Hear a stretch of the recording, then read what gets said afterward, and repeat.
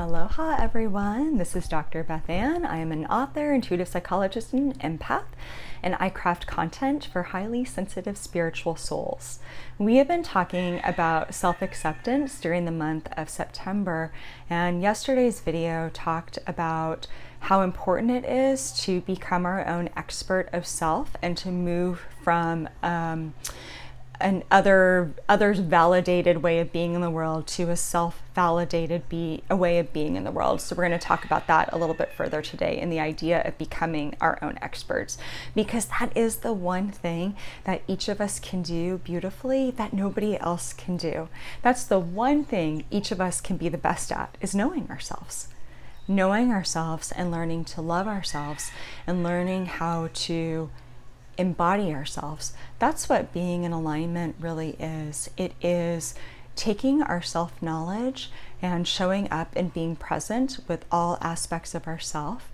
And then it's just doing the work with any of those aspects that come up, learning how to bring love into those aspects of ourself. And then the question is, like, how do we take that out into the world and live it in a way so that we're in integrity with ourselves?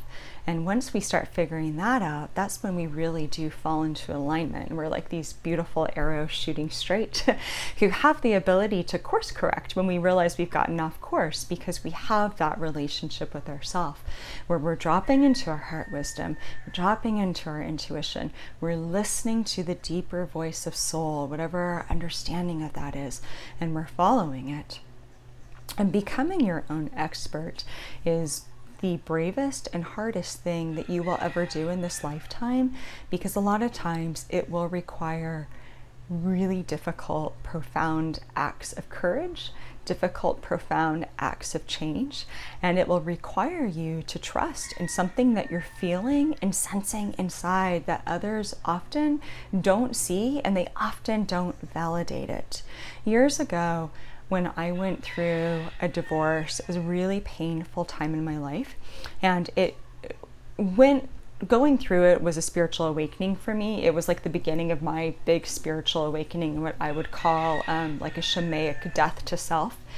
But part of what happened during that time is I was really misunderstood. People didn't know what it was about. I was plugged into a church system, kind of walking on the fringe of that system, and it really made me take both feet firmly out of it and say, like, this isn't who I am, and I need to figure that out, and I'm gonna have to go through some pretty big, scary changes to do it. And I was, like I said, really misunderstood, persecuted in some sense. It's not a word I use lightly, but I had a lot of kickback and feedback and assassination of character during that time, and really difficult things that were said about me. And it was really hard on me. It was really hard on me. I was already in a place where I was lonely and I was grieving, and I was trying to figure out, like, what the hell had happened in my life in the first place, and what was this part of me that had, like, risen up with this fierceness, who said, like, you can't stay in this and you can't be this person anymore. I was like in this intense inner journey of trying to do that work, and then there was going to be more to come with the whole shamanic breaking open. It was about to get a lot worse before it got better, and I didn't know that. And I remember yearning for more support than what I felt I had. I had like this small handful of people who kind of got it and got me and got the journey. But they couldn't make sense of it for me. I really struggled as a healer, psychologist. I was running my private practice at the time. Where do healers go to heal? We seek out other healers. So I was knocking on my mentor, my therapist, her door quite a lot during that time, saying, help me figure this out, because she had about a decade on me, 10 more years of experience, and I really needed that wisdom and guidance. But for the most part, somebody who's wiser than us can reflect back the journey to us, but we are the ones who are called to coming into a fuller understanding of ourselves. And what I learned from going through this really painful, difficult, lonely time is that even though it would have been really nice if lots of people had been holding my hand and saying, you're so brave, you're so amazing, I see your heart, the fact that I didn't have that and I was so misunderstood really made me show up for me. It made me dig in so deep to myself, because everything was on the line, and my good reputation was kind of in tatters. That's sort of dramatic to say, but that's really how some people saw me, as this like fallen, lost creature. And I was getting like a lot of feedback about that. And it really made me be like, what do you believe? What do you believe? Either you listen to this wisdom inside of you, you listen to this voice and this language of soul that you're learning for the first time in your life. Either you listen and you learn to navigate it, or you don't, and you believe the stories that everybody else is saying. You know, when we become our own expert, we really become our own storyteller.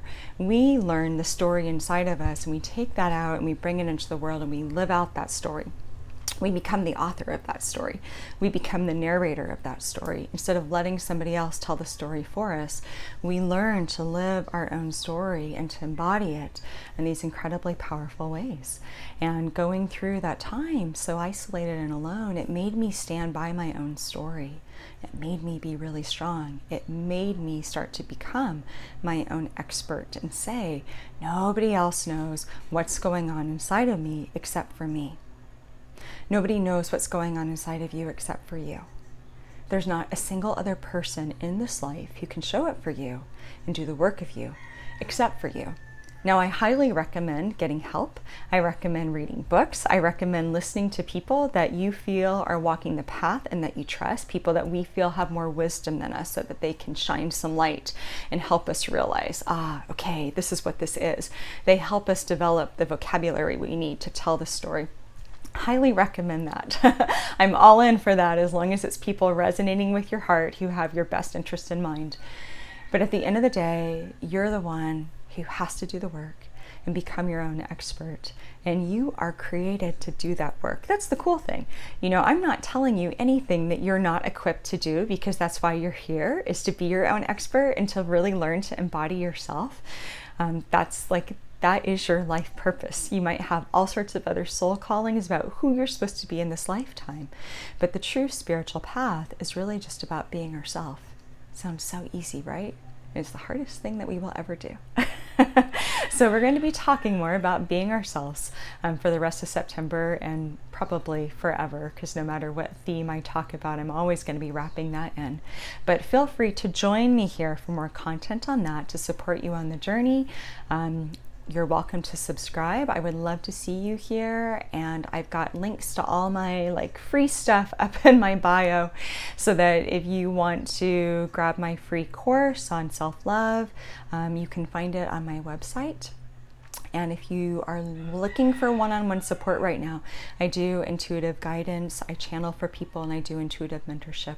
So feel free to reach out to me on my website if I can support you in any way. All right, aloha and light. Be well.